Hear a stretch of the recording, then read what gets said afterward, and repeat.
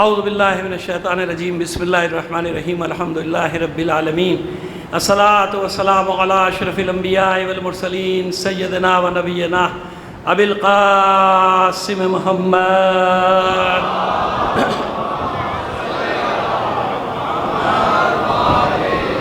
وآلہ الطیبین الطاہرین المعصومین، ولعنۃ اللہ علی اعدائہم اجمعین من الآن الی قیام یوم الدین، اما بعد فقد قال اللہ تعالی فی کتابہ المبین وہو اصدق القائلین وقولہ الحق۔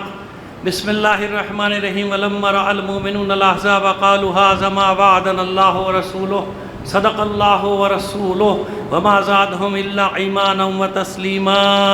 صلوات بھیجیے محمد آل محمد پر۔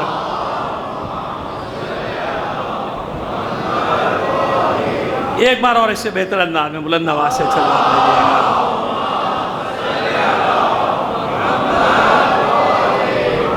کل ہم نے غزوہ خندق کو جہاں تک وقت اجازت دیتا تھا پہنچا گیا۔ ایک اس میں بات رہ گئی جو بڑی اہم تھی، ایک صحابی کا کارنامہ آپ کو بتانے کا۔ ایک صحابی نے کیسا کارنامہ انجام دیا اس موقع پر۔ بنی غطفان یعنی یہودیوں کا قبیلہ جو اس سے پہلے ہجرت کر کے چلا گیا تھا بنی قریظہ سے، اس کا ایک فرد اسلام قبول کرتا ہے جن کا نام ہے نعیم ابن مسعود، صحابی رسول نعیم ابن مسعود۔ لیکن ابھی تازہ اسلام قبول کیا ہے، ابھی کیونکہ بال بچے بھی سب ادھر بنی غطفان کے ساتھ ہیں، ان کا بھی مسئلہ ہے، لہٰذا ابھی کسی کو معلوم نہیں کہ یہ مومن ہو گئے، ابھی کسی کو نہیں معلوم۔ نعیم ابن مسعود رضی اللہ تعالیٰ عنہ صحابی ہیں، خیبر کے موقع پہ، خندق کے موقع پہ ابھی ان کو قبیلوں کو بھی نہیں معلوم کہ یہ مسلمان ہو چکے ہیں، یہ ایمان لا چکے ہیں اللہ کے رسول۔ یہ پیغمبر ختمی مرتبت صلی اللہ علیہ وآلہ وسلم کی خدمت میں حاضر ہیں۔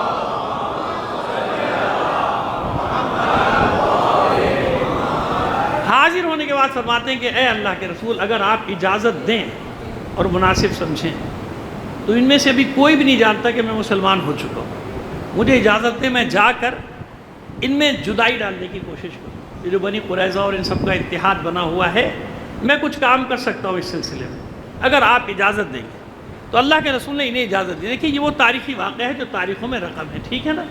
تو اس لیے ہم آپ کے سامنے نقل کر رہے ہیں کہ اگر کہیں آپ کے سامنے آ جائے آپ نے مولانا نے یہ تو بتایا نہیں تھا، تو میں اس لیے بھی پیش کر رہا ہوں کہ میں نے پہلے بھی عرض کیا کہ میں بخل سے کام کہیں بھی نہیں لوں گا۔ جہاں بھی ایک صحابی کا ذکر ہے اور کارنامے کا ذکر ہے، میں اس کو کبھی بھی چھپانے کی کوشش نہیں کروں گا، کیونکہ مجھے کوئی خوف نہیں ہے، مجھے کوئی خطرہ نہیں ہے، لہٰذا میں بیان کر رہا ہوں آپ کے سامنے۔ جناب نعیم ابن مسعود کو اجازت دی اللہ کے رسول، ٹھیک ہے اگر ایسا ہو سکتا ہے کہ کفار کے درمیان جدائی پڑ جائے آپ کے کسی فعل سے تو جائیے، میں راضی ہوں، کیجئے یہ فعل انجام دیجئے۔ اب یہ جناب نعیم ابن مسعود نکل گئے مسلمانوں کے اس سے، اور اس طریقے سے آئے، اپنے قبیلے کے طریقے سے آئے، اور بنی قریظہ جانتے کہ بھی ہمارا آدمی، اور میں آپ کی خدمت میں عرض کر چکا بنی قریظہ کے سردار کا نام ہے کعب ابن اسد۔ کعب ابن اسد یہ نام بڑا مشہور نام ہے۔ بہرحال سرداروں سے جا کے ملے اور کہہ لے بھائی بات سنو، اب دیکھیے ٹیکنک، کہہ لے بات سنو، یہ تم نے مدینے میں رہ کے مسلمانوں سے مخالفت اور یہ سب تو لے لیے، دشمنی، کوئی ضمانت بھی لی ہے مکے والوں سے، اور تمہیں جنگ ختم ہوئی تمہیں چھوڑ کے چلے گئے، تو پھر رحم کرم پہ پھر کیا ہوگا تمہارا حال؟ اب یہ کیونکہ ان کے اپنے تھے تو دماغ میں بات بیٹھی، ان کے بات تو صحیح ہے، کوئی کہہ لو کہ ضمانت لی ہے، فرض کر لو نتیجہ کچھ اور نکل جاتا ہے، ادھر بھی تو علی جیسے بیٹھے ہیں، نتیجہ زبیر ہیں، علی ہے، طلحہ، یہ سب بہرحال لڑنے والے تو تھے نا، یہ جنگجو تو تھے، کہ بھائی کچھ اور ہو گیا نتیجہ پھر تو تمہارا کیا ہوگا؟ کوئی ضمانت ہے، وہ تو چلے جائیں گے اپنے گھر، تم تو یہاں پھنس جاؤ گے، تم تو مسلمانوں میں رہتے ہو۔ بات ان کی عقل میں آ گئی، تو پھر کیا کریں؟ کہا دیکھو ان کی نیت کا پتہ چل جائے گا، تم جاؤ اور ان سے کہو کہ اپنے 10 آدمی ضمانت کے طور پہ ہمیں دو، کیونکہ بھائی ہمیں خطرہ ہے کہ جنگ کے بعد اگر تم چلے گئے تو ہم تو اکیلے پھنس جائیں گے، مسلمان تو ہمارا قتل عام کر دیں گے، لہذا اپنے ضمانت کے طور پہ ہمیں 10 آدمی دو، اگر معاملہ ٹھیک ہو گیا تو ہم یہ 10 آدمی تمہارے حوالے کر دیں گے، اگر تم ہمیں چھوڑ کے گئے تو جو ہمارا حشر ہوگا وہ ان 10 کا بھی ہوگا، ہم مارے جائیں گے تو یہ بھی ان کی بات سمجھ میں آ گئی کہ ہاں بھائی کوئی ضمانت تو لو ان سے، ہمارا اتحاد بن گیا، سب ہو گیا، کوئی ہماری ضمانت ہی تو دو کہ ہمارے ساتھ کیا ہوگا۔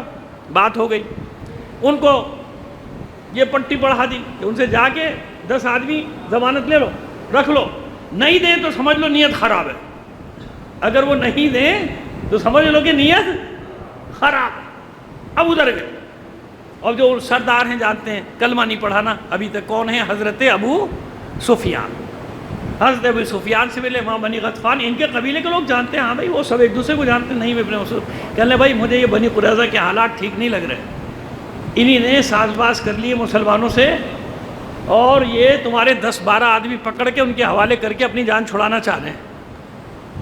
یہ بنی قریظہ والے تمہارے 10-12 آدمی پکڑ کے ان کے حوالے کریں گے، مسلمانوں اپنی جان چھڑا لیں گے۔ وہ پہلے معاملہ طے کر لو، ایسا نہ ہو معاملات خراب ہو جائیں۔ اب یہ بھی ذرا سا ہچکچائے گی، یہ کیا مسئلہ ہے؟ کہا کہ مجھے ایسے ہی لگ رہا ہے کہ انہی نے ساز باز کر لی۔ میں اب یہ تو کیونکہ ان کے اپنے آدمی ہیں نا، ابھی تو بھالے تو ہمارا آدمی بنی غطفان کا، بنی غطفان کے لوگ وہاں بیٹھے ہوئے، بھائی تو اپنا آدمی، یہ تو غلط خبر نہیں دے سکتا کہ بھائی بنی قریظہ کے لوگوں سے مجھے لگ رہا ہے کہ ان لوگوں مسلمانوں سے کچھ کر لیا ہے معاملہ، اور وہ 10-12 آدمی دینے کا وعدہ ہوا ہے کہ 10-12 آدمی مسلمانوں کو دے کے اپنی جان چھڑاؤ، مسلمانوں کے حوالے کر کے۔ ان کا اچھا، ان کا بھائی بات کرنی ہے۔ جب انہیں بلایا نا مدد کی، بنی قریظہ نے کہا نہیں پہلے مذاکرات ہوں گے۔ ان کا بھائی مذاکرات کس بات کے؟ ہمارا تمہارا اتحاد ہے کہ نہیں، مذاکرات ہوں گے، پہلے بات چیت ہوگی۔ اب ذرا کان کھڑے ہوئے کفار قریش کے بھی اور دیگر یہودی قبائل کے بھی، یہ بھائی کوئی گڑبڑ ہے۔ اب جب مذاکراتی ٹیم آئی تو اس نے آتے ہی مطالبہ کر دیا، دیکھو بھائی تم باہر کے ہو، ہمیں یہاں رہنا ہے، ہمارا معاہدہ ہے مسلمانوں کے ساتھ، اگر کچھ ہوگا تم تو سارے واپس چلے جاؤ گے، مارے تو ہم جائیں گے، کہا پھر کیا چاہتے ہو؟ کہا 10 آدمی ہمیں دے دو۔ اب انہوں نے سب نے ایک دوسرے کی طرف دیکھا کہ یہ بات یہ تھی، نہیں ابن مسعود والی بات صحیح نکلی، یہ 10 آدمی ہمیں دے دو، اگر معاملات ٹھیک رہے تو تمہیں واپس دے دیں گے، ورنہ جو ہمارے ساتھ ہوگا ان کے کل کا اچھا یہ چکر بازی ہمارے ساتھ کر رہے ہو، ہم اپنے آدمی تمہیں دے دیں تاکہ تم مسلمانوں کے حوالے کر دو۔ واہ جناب، ان کا زبردست جھگڑا ہو گیا، اور بنی قریظہ ناراض ہو کے واپس ادھر جناب قبائل میں جو یہودی قبائل تھے ان میں بھی پھوٹ پڑ گئی۔ اوپر سے جناب یہ افسانیہ ہو گیا کہ مولا عارفان نے ان کے سب سے بڑے پہلوان 2-3 جو تھے ان کی گردنیں اڑا دیں، اور آخری معاملہ یہ ہوا کہ جب سے میں نے بتایا تھا کہ رات کو اللہ نے طوفان بھیجا، طوفان بھیجا ہواؤں کا اور بارش کا، اور صبح جب مسلمان اٹھے تو غائب، میدان بالکل صاف تھا، سب جان چکے۔ اب جانتے تھے بنی قریظہ کہ ہمارا کیا ہونا ہے، لہذا یہ قلعہ بندی کر لی، اپنے آپ کو انہیں قلعوں میں اپنے بند کر دیا، اور حضور نے آتے ہی حکم دیا چلو بنی قریظہ کی طرف۔ اب یہ آج پڑھیں گے، وہ جو دنیا کہتی ہے نا کہ 400 مار دیے، 400 مار دیے، پہلے سنو نا اب تک کیا کیا تھا اللہ کے رسول نے ان کے ساتھ؟ کوئی زیادتی کی، کوئی معاشی سختی، کوئی اقتصادی سختی، کوئی مذہبی سختی، کچھ کیا؟ بلکہ یہ خیانتیں پہلے دن سے کر رہے ہیں، اور اللہ کا رسول معاف کر رہا ہے، معاف کر رہا ہے، معاف کر رہا ہے۔ کتنی بار معاف کیا جائے گا؟ پوری اسٹیٹ کو خطرے میں ڈال رہے ہیں، پورے نظام کو خطرے میں ڈال رہے ہیں، اللہ کے رسول کے خلاف سازشیں کر رہے ہیں، مسلمانوں کے خلاف سازشیں کر رہے ہیں، یعنی پورے نظام کو خطرے میں ڈال دیا۔ کہاں تک معاف کیا جائے گا؟ 1 بار 2 بار 3 بار، کتنی بار سمجھایا، پھر معاہدہ توڑا، یہ دوسری تیسری بار معاہدہ توڑ دیا۔ معاہدہ کر کے کیا کیا جائے گا ان لوگوں کے ساتھ؟ کسی بھی اسٹیٹ کے ساتھ، کسی بھی ملک کے ساتھ جب ایسا کیا جائے گا تو لوگوں کا انجام کیا ہوتا ہے آپ بتا دیجئے، پوری تاریخ بشریت۔ چوروں کو چھوڑ دیں گے، ڈاکوں کو چھوڑ دیں گے، سب آج کل تو ویسے واقعی چھوڑے ہوئے ہیں، سب ہم پر ہی چھوڑے ہوئے ہیں، صلوات بھیجیے محمد آل محمد پر۔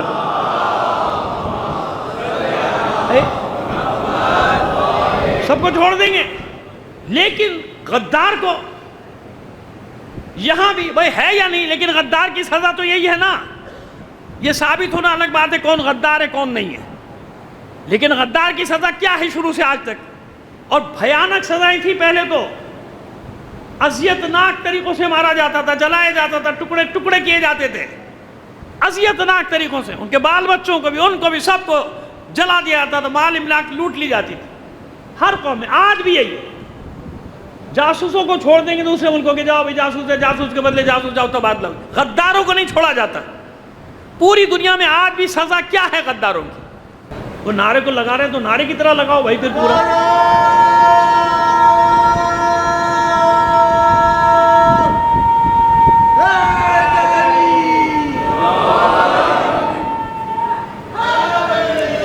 یا اب اس کو اللہم صلی علی محمد۔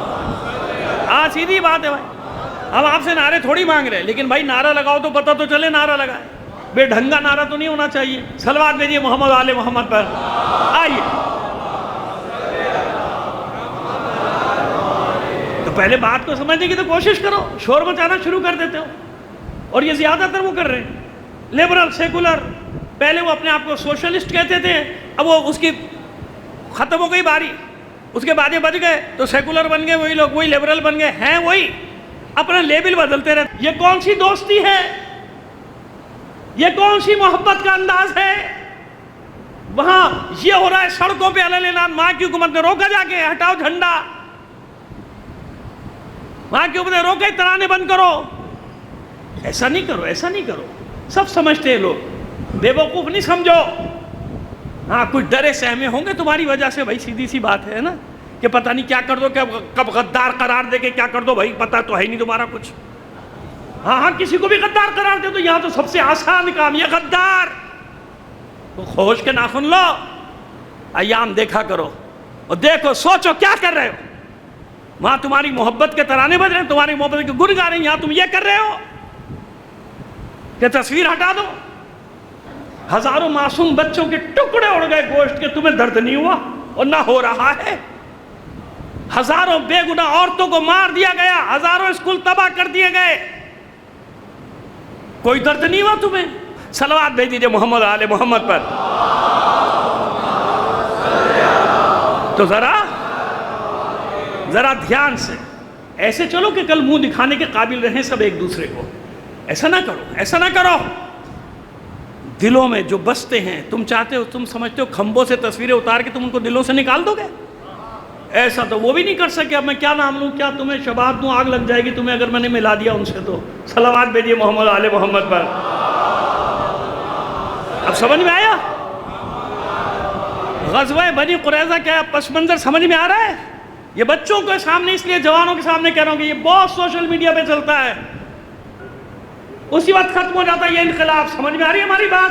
یہ ہے بنی قریظہ، یہ ہے بنی قریظہ جس نے اتنی بڑی خیانت کی مسلمانوں کے ساتھ، جن مسلمانوں نے جگہ دی، جن مسلمانوں نے ان کے کاروبار کا تحفظ کیا، ان کو کوئی پریشانی دی تھی نہ مذہبی، بلکہ ان کی کوئی ذمہ داری بھی نہیں تھی۔ حالانکہ معاہدہ تھا کہ تم ساتھ دو گے، لیکن ساتھ نہیں دیتے تھے، صرف مسلمان لڑتا تھا بیچارہ مدینے کے دفاع کے لیے، ان میں سے کوئی نہیں نکلتا تھا۔ لہذا اللہ کے رسول نے پہلے 30 سوار بھیجے، رایت جنگ کس کے ہاتھ میں؟ مولا عارفان علی بن ابی طالب علیہ السلام کے ہاتھوں میں۔ صلوات۔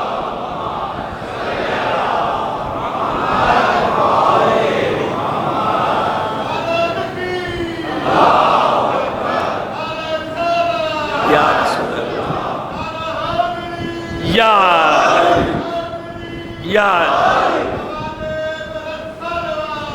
اللہ صلی اللہ علیہ۔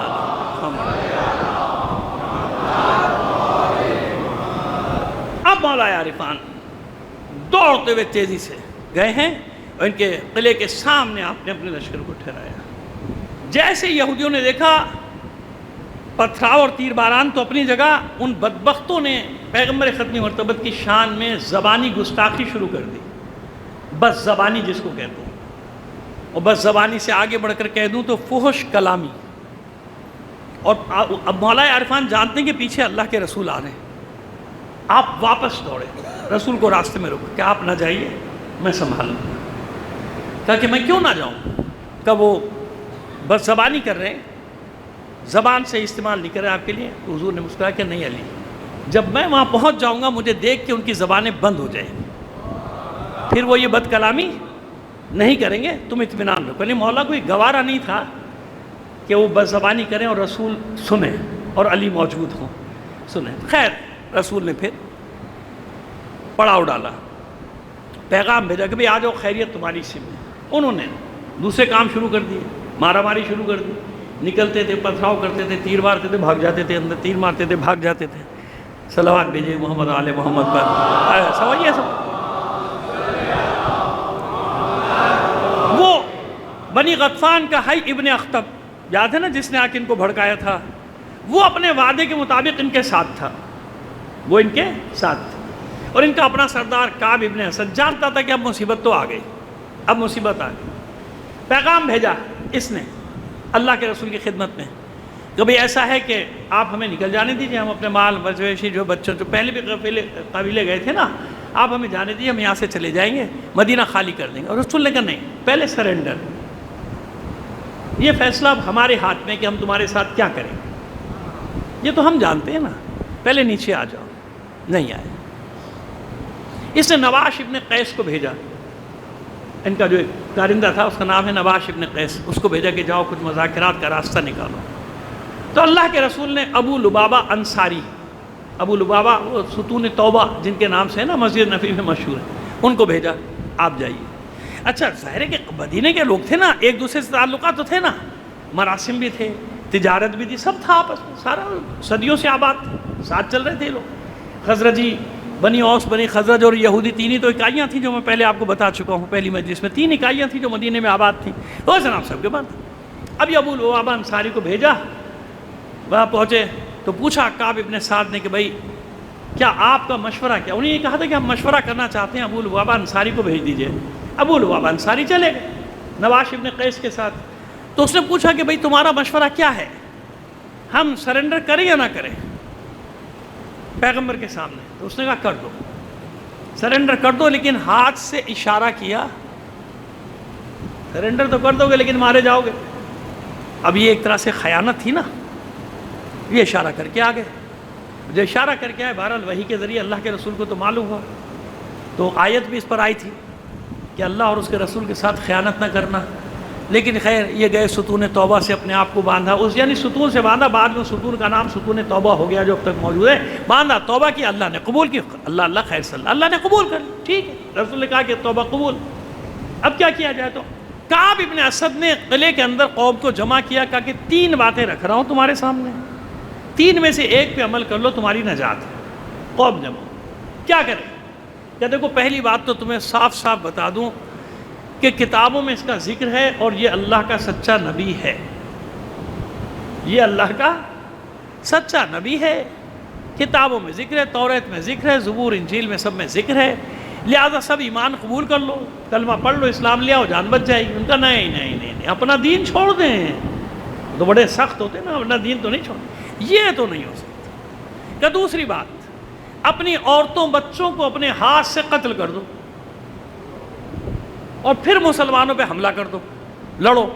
تو جب پیچھے بال بچے نہیں ہوں گے تمہیں کوئی فکر نہیں ہوگی، تم جی جان لگا کے لڑو گے ان سے، دل لگا کے لڑو گے. وہ کہہ لیں یہ کیا بات ہوئی، اپنے عورتوں بچوں کو اپنے ہاتھ سے قتل کر دیں. کیا تو پھر تیسرا راستہ اختیار کر لو. آج یوم سبت کی شب ہے، ہفتہ جانتے نا ان کے مقدس ترین دن ہے. تو دوسرے دن ہفتہ تھا. کہ دیکھو سبت کی شب ہے، مسلمانوں کو معلوم ہے کہ ہم حملہ نہیں کریں گے، ہم جنگ نہیں کریں گے، وہ آرام سے ہوں گے. آج کی رات نکلو اور شب خون مار دو مسلمانوں پر، شب خون مار دو، نکل جائیں گے فاتح بن کے یہاں سے. تو کہا نہیں ہاں یہ مقدس دن، اس کی توہین کریں. تو کہا بس پھر تم سے بدبخت ترین قوم کوئی بھی نہیں ہے. بدبختی تمہارا مقدر ہے، تباہی تمہارا مقدر ہے. یہ 3 راستے میں نے رکھے تھے، چوتھا راستہ اور کوئی نہیں ہے تمہارے پاس. کیا کیا جائے؟ مسلمان 25 دن گزر گئے نا محاصرے کو. اب مشکلات ہو گئی قلعے والوں کے لیے. اب کیا کریں؟ تو مولا عارفان نے کہا کہ میں جاتا ہوں اللہ کے رسول، اور یا اپنے چچا حمزہ کی طرح شہید ہو جاؤں گا، اور ورنہ پھر میں اس قلعے کو فتح کر کے آؤں گا. اب یہ یہودیوں نے سنا کہ علی آ رہے ہیں حملہ کرنے کا، اور گھبرائے، دہشت زدہ، چلانا شروع کر دیا کہ حکم حکم حکم حکم حکم بنائے. کس کو؟ بھائی سعد ابن معاذ کو حکم مقرر کر دیا بنی خزرج کے. سعد ابن معاذ وہ مدینے میں تھے، کہتے ہیں ان کو کوئی تیر لگا تھا جنگ میں، تو زخمی حالت میں کسی گھر میں تھے. تو اللہ کے رسول نے کہا ٹھیک ہے منظور ہے، بلاؤ سعد ابن معاذ کو بلاؤ. میں کہہ رہا تھا نا کل آپ سے کہا تھا کہ یہ سزا ان لوگوں نے اپنے لیے خود تجویز کی تھی. اب یہ اتنی تفصیل سے تو آپ کو کوئی نہیں بتا رہا نا. اب میں بتا رہا ہوں کہ ان کے پاس کتنے راستے تھے اپنے آپ کو، لیکن وہ اپنے گھمنڈ میں اور پھر آپس میں کوئی ایک دوسرے پر اعتبار نہیں بھروسہ، یہ نہیں کریں گے، وہ کر لو، نہیں یہ نہیں کریں گے. کوئی سن ہی نہیں رہا کسی کی ایک دوسرے کی، نہ سب اپنی بولے جا رہے ہیں، اپنی بولے جا رہے ہیں. تو پراگندہ جب فکری طور پہ ہو جائے تو حشر یہ ہوتا ہے. ایک بات بھی نہیں مانی انہوں نے. کعب ابن اسد کی کہنے کو سردار تھا وہ. سعد ابن معاذ، اللہ کے رسول نے کہا ٹھیک ہے چلو یہ بھی قبول ہے، بلاؤ. سعد ابن معاذ پیغام بھیج دیا. کہا بھائی تو مریض، کہا سواری بھیجو. کہا اللہ کے رسول کا حکم ہے آ جائیے. بہت نے اللہ کے رسول کا حکم سنا اور معاملہ کیا ہے، معاملہ بتایا کہ تو اب وہ غصے میں تھے کہ بدبخت کیسے لوگ ہیں کہ رسول کو حکم بنانے کے بجائے مجھے بنا رہے ہیں. ان کو اس بات کا وہ تھا کہ کیونکہ رسول صادق امین، کہ رسول پر اعتبار نہیں کر رہے، یہ مجھ پر اعتبار کر رہے ہیں. تو ان کو یہ بھی ایک تھی. جب وہ چلے تو بنی خزرج کے لوگوں نے گھیر لیا انہیں کہ بھائی، کیونکہ معاملات تھے نا تجارتی، بھائی ہلکا ہاتھ رکھنا، دیکھو تم جانتے ہو ہم ساتھ رہ رہے ہیں 100-200 سال سے، یہ سے ہر ایک کے سفارشی تو آ جاتے نا، پتہ ہے نا آپ کو. سفارشی اگر نہیں آتا بیچارے کا تو غریب کا نہیں آتا، غریب کا کوئی سفارشی نہیں ہوتا. باقی آپ ہیروئن اسمگل کریں، شراب اسمگل کریں، نوٹ لانچوں میں بھر بھر کے لے جائیں، کرنسی، بے فکر رہیے. بڑے سے بڑا سفارشی آپ کا آئے گا اور پھولوں کے ہار کے ساتھ آپ کو واپس لے آئے گا.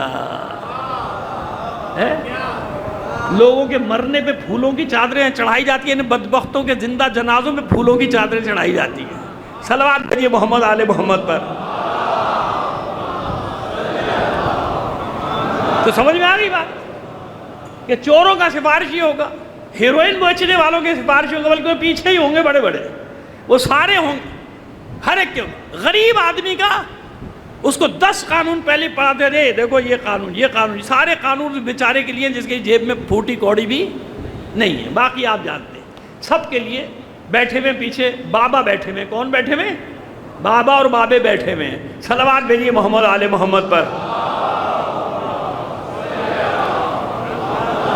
تو وہ بنی خزرج کے لوگ جناب گھیر لیا سعد ابن معاذ. کہتے بھائی دیکھو آرام سے، ہلکا ہاتھ رکھنا، کوئی نہ کوئی راستہ نکال، میں یہاں سے نکال دیں گے. بس ٹھیک ہے، دیکھو میرا لینا دینا ہے، میرے اتنے ہیں، میرے کو قرضہ ہے، میرا سامان ہے. یہ سعد نے کہا کہ جو حق کا فیصلہ ہے میں وہ کروں گا، بس جو حق کا فیصلہ.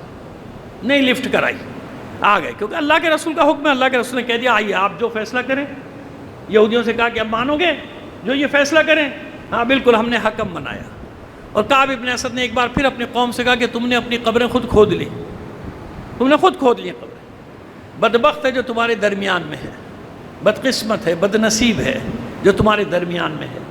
خیر سعد ابن معاذ نے پہنچے وہاں اور فیصلہ دے دیا کہ جتنے مرد ہیں سب کو قتل کر دو، جتنے مرد ہیں سب کو، عورتوں کو کنیزی میں، بچوں کو غلامی میں.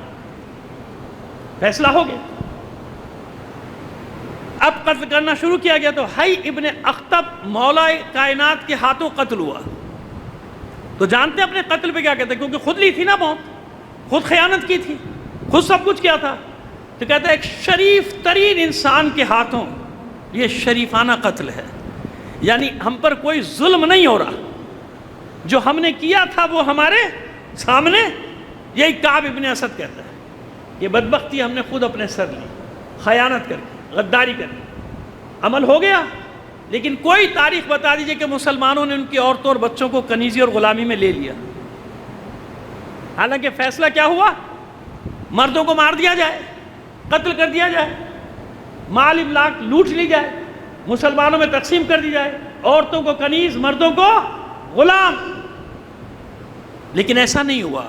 مردوں کو قتل ضرور کیا گیا، لیکن بچوں عورتوں کے ساتھ وہ سلوک نہیں کیا گیا جو فیصلہ ہوا تھا. سمجھ گئے آپ؟ نہیں، ان کی عورتوں کو بھی چھوڑا گیا، ان کے بچوں کو بھی چھوڑا گیا. مال دے کے دے جاؤ، جس طرف جانا ہے چلے جاؤ، خیبر جاؤ، ادھر جاؤ، شام جاؤ، جہاں جانا ہے. بہت سارے ان کے ٹھکانے تھے کہ جہاں جانا ہے چلے جاؤ. اب بات سمجھ میں آ رہی ہے؟ یہ ہے بنی قریظہ.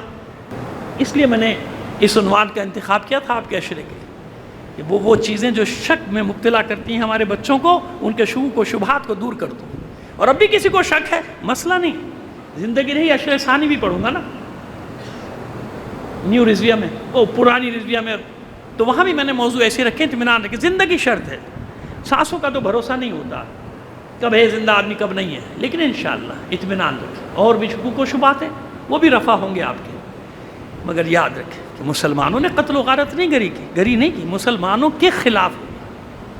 مسلمان ہمیشہ ڈیفینسو رہا، ہمیشہ دفاعی. ہاں ملوکیت کی بات میں نہیں کر رہا، ڈکٹیٹرشپ کی بات میں نہیں کر رہا، آمریت کی بات میں نہیں کر رہا. اس میں کیا ہوا کیا نہیں ہوا بھائی، اس کا نشانہ تو ہم ہیں، اس کے وکٹم تو ہم خود ہیں بھائی. ہم کیوں ان کا دفاع کریں گے؟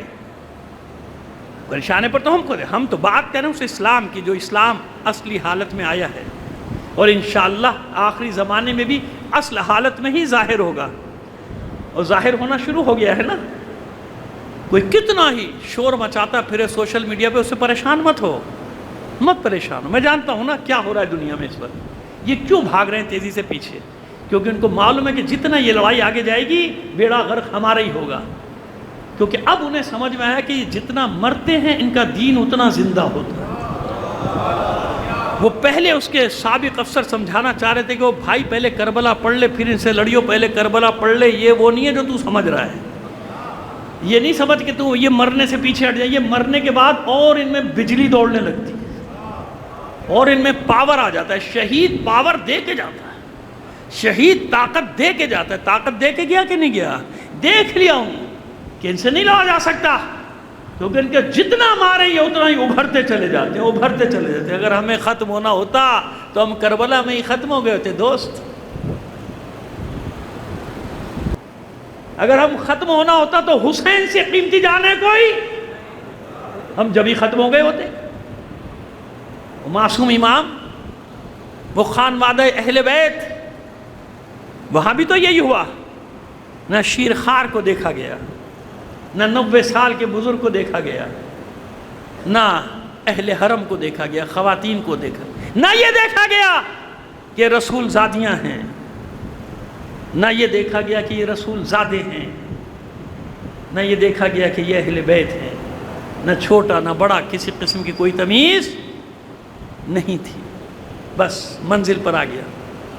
گریز کے لیے کوئی جملے استعمال نہیں کروں گا، براہ راست مسائب پہ آتا ہوں. 7 محرم ہے نا، آج سے پانی بند ہوا. 7 8 9 10 4 دن بنتے ہیں. لیکن چلیے، جیسا کہ کچھ لوگ گمان کرتے ہیں، خیر ہو سکتا ہے، ایسا بھی ہو سکتا ہے. ہم 3 دن کیوں کہتے ہیں کہ بھئی جب پانی بند ہوا تھا تو وہ تھوڑا سا تو ہوگا نا خیموں میں.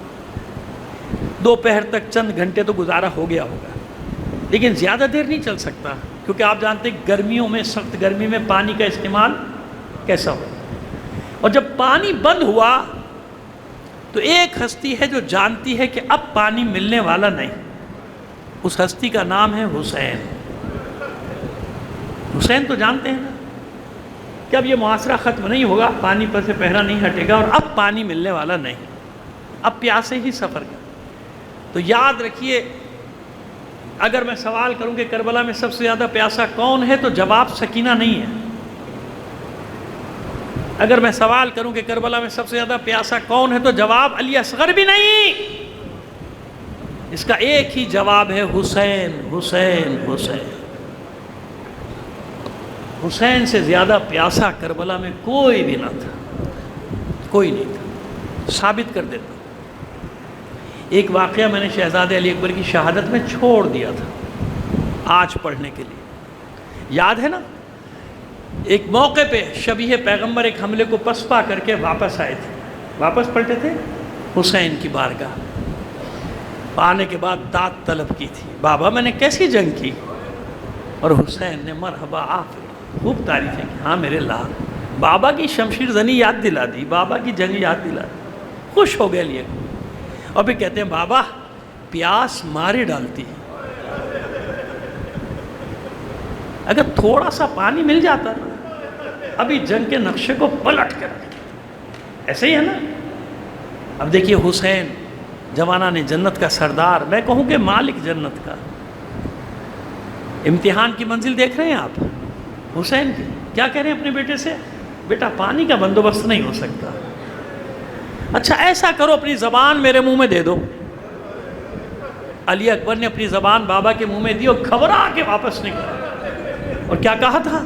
بابا آپ کی زبان تو میری زبان سے بھی زیادہ خشک. ارے بھائی علی اکبر تو جنگ کر کے آئے ہیں، حسین نے تو جنگ بھی نہیں کی. اب سمجھ میں آیا جو میں کہہ رہا ہوں کہ سب سے زیادہ پیاسا اگر کوئی تھا تو حسین. دوسرا ثبوت، جب ذوالجناح زین ڈھلکی ہوئی تیروں سے چھلنی خیمہ گاہ میں واپس پہنچا ہے نا، فریاد بلند کی تو خواتین باہر نکلی تھی، اہل حرم باہر نکلے تھے. ایک بچی آگے بڑھی تھی 4 سال کی. بچی نے ذوالجناح کے گلے میں باہیں ڈال کر کہا تھا بابا کے ذوالجناح بس اتنا بتا دے، جب میرے بابا کے گلے پر شمر کا خنجر چل رہا تھا کسی ملعون نے 2 بوند پانی کے ٹپکائے تھے یا نہیں؟ اب سمجھ میں آ گیا. کتنا پیاسا ہے حسین، کتنا پیاسا ہے حسین. کربلا میں کوئی حسین سے زیادہ پیاسا نہیں تھا، کیونکہ حسین جانتے تھے کہ اب پانی ملنے والا نہیں ہے، لہٰذا اپنے حصے کا بھی پانی بچوں کو، خواتین کے لیے چھوڑ دیتے تھے کہ یہ استعمال کر لیں. جتنے ہو ظاہر ہے کہ چند گھنٹوں میں وہ پانی ختم ہو گیا، وہ پانی بھی جو تھا وہ بھی ختم ہو گیا. چلیے آگے. شب عاشوراء آئی، کسی کو پیاس کی فکر نہیں ہے. ہاں ایک موقع پہ ضرور ہوئی تھی، جب چھوٹے چھوٹے معصوم بچے چلا رہے تھے شب عاشور میں اللہ تعالیٰ، تو حسین کا جانباز سپاہی بریر حمدانی وہ نکلا تھا تڑپ کر، اور گھاٹ پہ قبضہ بھی کیا تھا، پانی بھی بھر لیا تھا، لیکن بچوں کی قسمت میں پانی نہیں تھا. جب واپس آئے تو بچے مشکیزہ پہ ٹوٹ پڑے تھے اور مشکیزہ کا پانی بہہ کے ریت میں جذب ہو گیا. تو بچوں کا عالم یہ تھا کہ ریت پہ اپنے رخسار لگا کے لیٹتے تھے تاکہ وہ نمی، تاکہ وہ ٹھنڈک رخساروں پہ پہنچے. یہ ہو رہا تھا شب عاشور، اور خیموں میں جو ہو رہا تھا وہ آپ کو روز بتا رہا ہوں. کسی ماں کو پیاس کی فکر نہیں تھی، ہر ماں کو فکر یہ تھی کہ اپنا ہدیہ، اپنی قربانی حسین کے لیے پیش کر دوں. اور ایسا ہی خیمہ ہے بیوہ حسن کا، جناب ام فروا کا. اپنے بچے سے باتیں کریے، بیٹا تیرے بابا نہیں ہیں، مجھ بیوہ کی لاج رکھ لے اور صبح اپنے چچا پہ قربان ہو جا، تیری دادی کے سامنے میں سرخرو ہو جاؤں گی. حسن کے اور بیٹے بھی شہید ہوئے ہیں، لیکن قاسم ایک الگ مقام رکھتے ہیں نا. قاسم الگ ہے، بالکل الگ، سب سے الگ. یہ واقعی حسن مجتبیٰ کا تحفہ ہے کہ نہیں، ہدیہ ہے کہ نہیں؟ کیونکہ جب ودا ہو رہے تھے اہل حرم سے جناب حسن مجتبیٰ بلائے تھے نا میں فروا کو، میرے قاسم کو لے کر آؤ.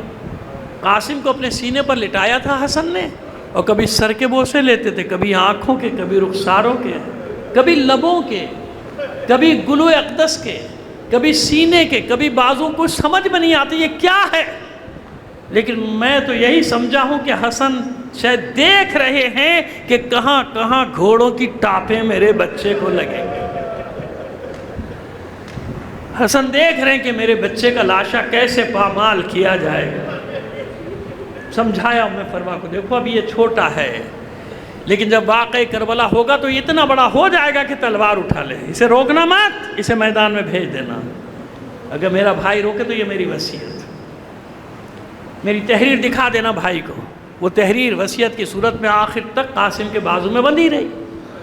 ماں یہی سمجھا رہی ہے، بیٹا میری لاج رکھو. قاسم عہد و پیمان کر رہے ہیں کہ ابا جان آپ دیکھیے گا، صبح جو میرے بابا پہ جنگ سے جی چرانے کا الزام لگاتے ہیں، کل میں اپنی جنگ سے بتاؤں گا کہ میں کس شہسوار عرب کا بیٹا ہوں. صبح ہوئی، ظہر کا وقت گزر گیا، قاسم روتے ہوئے اپنی ماں کی خدمت میں آئے، اپنے خیمے میں آئے، رو رہے. ماں نے حیران ہو کر کہا، بیٹا کیوں روتا ہے، کیا سبب ہے؟ کہ ماذ گرامی آپ نے کہا ہے چچا پہ قربان ہو جاؤ. میں جتنی بار جاتا ہوں چچا جان مجھے اجازت نہیں دیتے، مجھے میدان میں جانے کی اجازت نہیں، میں کیا کروں؟ کہ بیٹا تجھے ضرور اجازت ملے گی. تعویذ کھولا کہ تیرے بابا کی وصیت ہے، تیرے چچا کے نام جا لے جا، تجھے اجازت ملے گی. بابا کی تحریر کو دیکھا، آنکھوں سے لگایا، چوما، سر پہ رکھا، دوڑے چچا جان کے خیمے میں. دوڑ کر جاتے ہیں، فرماتے ہیں چچا جان یہ میرے بابا کا خط آپ کے نام، یہ میرے بابا کی تحریر آپ کے نام. حسین نے بھائی کی تحریر کو دیکھا، بوسے دیے، آنکھوں سے لگائے اور رونا شروع کر دیا. تحریر دیکھ کر زار و قطار رو رہے ہیں حسین. ارے بھائی یہی تو لکھا ہے اس میں کہ بھائی حسین قاسم کو روکنا نہیں، یہ میری وصیت ہے، اس پہ عمل کرنا، یہ میرا خاص ہدیہ ہے تمہارے لیے، اسے میدان میں ضرور بھیجنا. 13-14 سال کا قاسم. حسین سینے سے لگا کر دیر تک روتے رہے اور اپنے ہاتھ سے سجایا ہے قاسم کو. خود امامہ پہنایا، خود زرہ پہنائی، خود عبا پہنائی، خود کمر میں صافہ باندھا، خود تلوار ہمائے کی، خود سپر ہاتھ میں دی. اور جب باہر لے کر آئے ہیں تو یقین مانے اتنا حسین لگ رہا تھا قاسم کہ دشمن کے سپاہی بھی دیکھ کر مبہوت ہو گئے تھے کہ کون شہزادہ ہے جو اب خیموں سے باہر آیا ہے. اتنے کمسن تھے قاسم کے حسین نے کمر سے پکڑ کے اٹھا کر گھوڑے پر بٹھائے. ایک باغ عباس نے تھامی ہے، ایک باغ علی اکبر نے تھامی ہے. اتنے کم سن تھے کہ قاسم کے دونوں پیر رکابوں میں ٹکتے نہیں تھے. کبھی ایک طرف جھک کے اپنا توازن برقرار رکھتے تھے قاسم، کبھی دوسری طرف جھک کے اپنا توازن برقرار کرتے تھے قاسم. حسرت سے دیکھا عباس نے میرے لال قاسم دھیان سے. قاسم پھر وہی جملہ دہراتے ہیں، انہوں محمد والا چچا جان میں آپ ہی کا تو شاگرد ہوں، دیکھیے گا. حسن کا یہ شعر وارد میدان ہوا اور للکارا دشمن کو.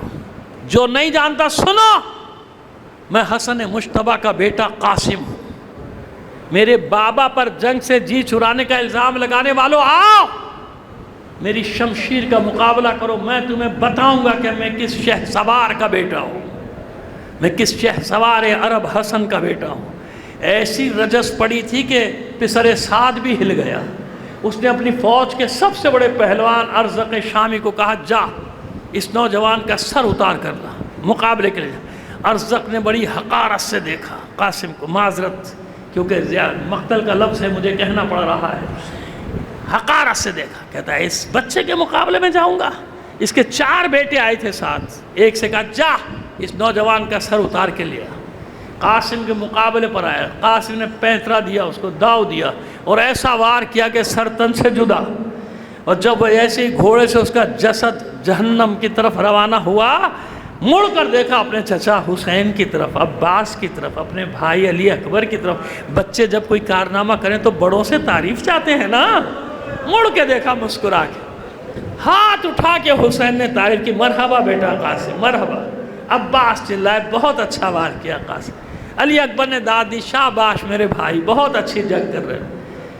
غصے میں دوسرے بیٹے سے کہا جا اپنے بھائی کا بدلہ لے کے. ارزق شامی کا دوسرا بیٹا پہنچا، اس کی کمر میں وار کیا، اس کے بھی 2 ٹکڑے. تیسرا، چوتھا، 4 بیٹوں کو واصل جہنم کیا. اب 4 بیٹوں کی لاشیں میدان میں پڑی ہیں. دیوانہ وار دوڑا ہے یہ، چیختا ہوا قاسم کی طرف. جیسے ہی ارزق لشکر سے نکلا، حسین سجدے میں چلے گئے.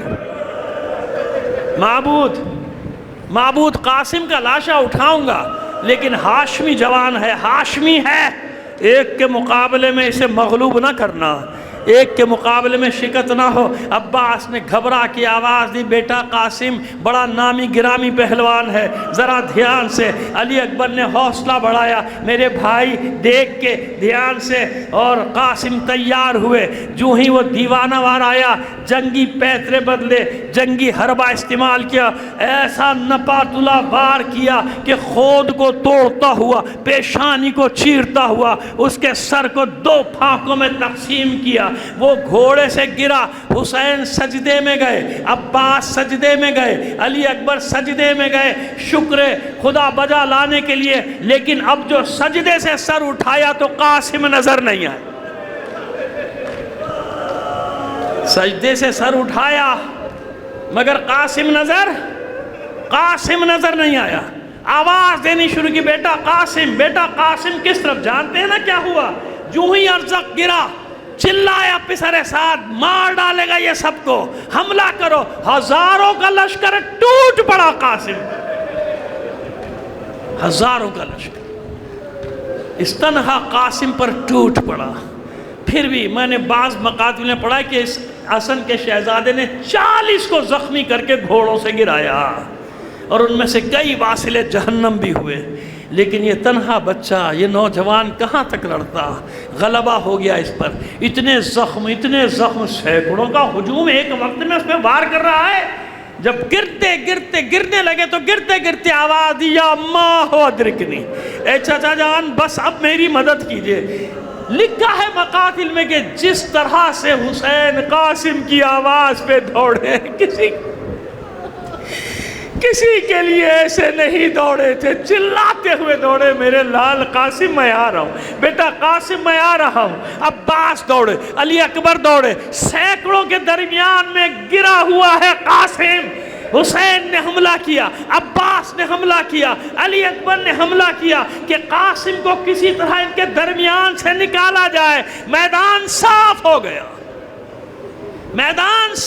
گیا. لیکن حسین نے قاسم کا لاشا نہیں اٹھایا، بلکہ ابا کو بچھا دیا زمین پر. ادھر خیموں میں خبر دے دی فضہ نے، قاسم گر گیا گھوڑے سے۔ بیبیوں ام فروہ کے خیمے میں جمع ہو جاؤ۔ ام فروہ کا لالا، ماں انتظار کر رہی ہے میرے بیٹے کا لاشا آئے گا۔ ادھر عالم یہ ہے کہ حسین نے ابا کو بچھا دیا، کچھ ادھر سے اٹھایا کچھ ادھر سے اٹھایا۔ ارے مولا، ماں انتظار کر رہی ہے قاسم کا لاشا کہاں ہے؟ آخر ایک گٹھڑی کی صورت میں باندھا، کچھ چیزوں کو سینے سے لگا کے گٹھڑی روانہ ہوئے خیمہ گاہ کی طرف۔ در خیمہ پہ آواز دی، فضہ نے اعلان کیا، اہتمام کیا گیا۔ حسین گٹھڑی کو سینے سے لگائے لگائے داخل ہوئے خیمے میں۔ ماں حیران ہو کر کہتی ہے، اے میرے سید و سردار، اے میرے مولا، اے میرے امام، آپ سب کے لاشیں لے کر آئے ہیں، میرے بیٹے قاسم کا لاشا کہاں ہے؟ میرے بیٹے قاسم کے لاشے کو کہاں چھوڑا ہے؟ حسین نے کوئی جواب نہ دیا، اس گٹھڑی کو زمین پر رکھ کے کھول دیا۔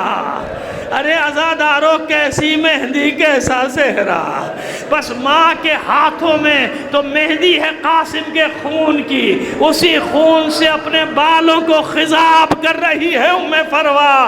بس آخری جملے سن لیں عزاداران حسین۔ اب میں آپ کو بتاؤں کہ معلوم ہے قاسم نے سن رکھا تھا کہ سب اپنا اپنا حق جتائیں گے، اپنے اپنے لاشوں کو لے جائیں گے، بس میرے چچا حسین کا لاشا گھوڑوں کی ٹانپوں تلے پامال ہونے کے لیے رہ جائے گا۔ اس لیے قاسم نے پہلے اپنے لاشے کو گھوڑوں کی ٹانپوں تلے دیا تاکہ کہہ سکے، اے میرے مظلوم چچا، دیکھ اس مصیبت میں تیرے ساتھ شریک ہوں، تیرا لاشا پامال ہونے سے پہلے میں نے اپنے جسم کو گھوڑوں کی ٹانپوں